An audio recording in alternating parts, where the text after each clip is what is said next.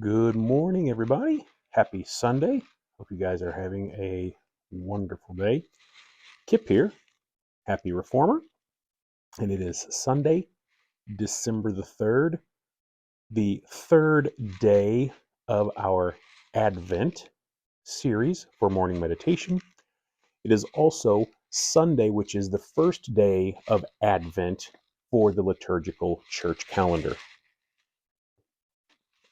As I've mentioned before, there are primarily four topics, if you will, that are discussed on the four Sundays of Advent. And so we're just going to briefly touch, since it is Sunday, we're not going to just spend a lot of time doing liturgical stuff. We're going to get into the incarnation. I keep leading into that. Trust me, that's where we're going, and it's going to be phenomenal.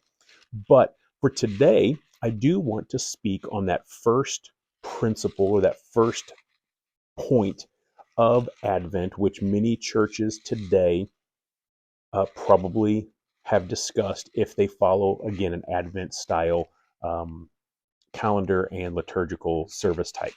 And that is the realm of hope.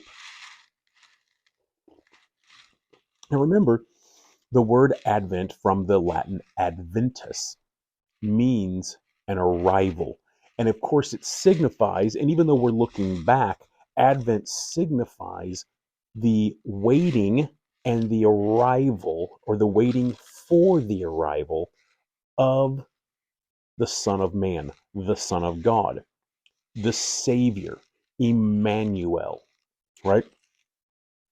And so as we look back, that's what Advent represents, is the arrival of.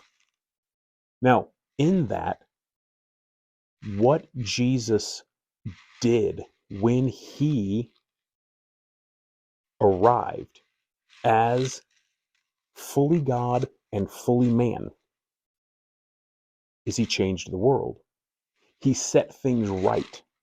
What he did was provided the hope that we were missing. And maybe the hope wasn't missing, but he brought the realization of that hope. Throughout the Old Testament, we see only in types and shadows. We see images. We see portrayals. We see a revelation of Christ in Abraham sacrificing or attempting or willing to sacrifice his son. We see it in the wilderness temptation. We see it in Daniel, in Jonah, in the belly of the whale for 3 days. We see all of the imagery. Of course, we have the Isaiah 53 chapter about the suffering servant. We have all of these things that point towards the Savior. But then hope comes. I want to read you just a couple verses. This is St. Paul out of Romans chapter 8, verse 24. He says, "For in this hope we were saved." Real quick side note. When next time or throughout, as you read scriptures, especially when it talks about what Jesus has accomplished, terms like saved, salvation, justification, all these types of things, notice tense. Notice the grammar. For in this hope we were saved. Paul's very clear throughout his entire writings that salvation is not some process. Salvation is not something that we need to do. Salvation is not some little prayer that we say at the altar, or, if I believe in my heart and confess with my mouth. It's not some action that we do. Salvation is what Jesus accomplished on the cross for all humanity. We were saved. Now, hope that is seen is not hope. For who hopes for what he sees? But if we hope for what we do not see, we wait for it with patience. Now, of course, Paul is writing after Jesus, so they have seen Jesus. But his point here, he's talking that we've waited for this adoption, we've awaited for this redemption. Paul, before his conversion experience was a good Jew, right? He understood the Old Testament. He's read the prophecies. He understood the concept of the coming. Because the Advent, the incarnation, is the first coming of Christ. And the hope was there because they didn't see it. They hoped in it. What happened when Jesus came? I mean, many people turned their backs on him, right? We'll go over to the book of Titus.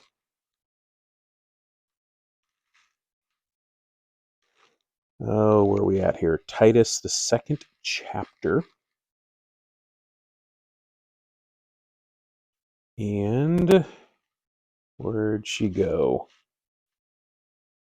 Verse 11, I'll start there.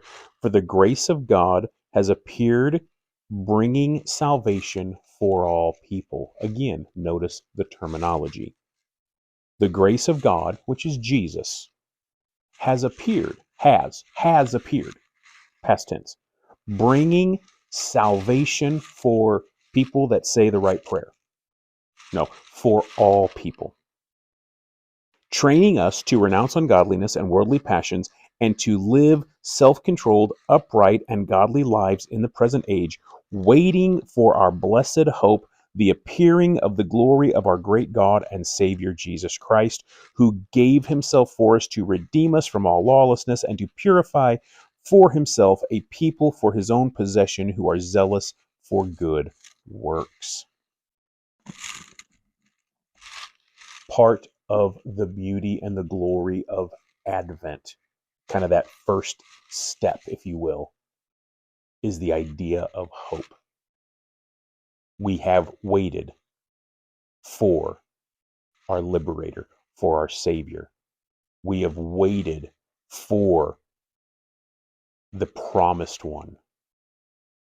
And it is in Advent, it is in the incarnation, at the birth of Jesus in human form, that we see that hope fulfilled. That hope lands with 2 arms and 2 legs. That hope becomes the reality. My morning meditation. Hope you guys have a great day. Cheers.